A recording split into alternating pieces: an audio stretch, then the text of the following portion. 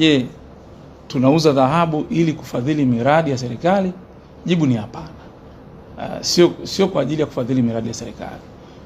Kama nilivyosema, kuna utaratibu wa namna ambavyo Benki Kuu inatoa fedha kwenda serikalini ya mikopo, kufinance government operations. Inapitia mfuko mkuu. Inapitia mfuko mkuu na inakuwa imewekwa ile appropriation yake inakuwa imefanywa na bunge.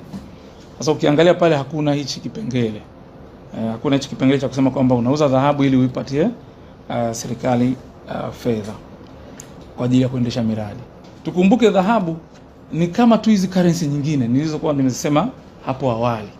Kwa hiyo unavyofanya, tunapotaka kuziuza, tutauza dhahabu, tutanunua dola au currency nyingine ili kuhakikisha vihatarishi.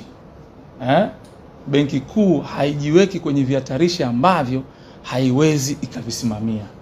Lazima uhakikishe uwiano wa dhahabu na hizi sarafu nyingine za kigeni kwenye mizania ya Benki Kuu zinaendana na matarajio ya bodi, matarajio ya nchi na matarajio ambayo hayatatupelekea sisi kupata hasara.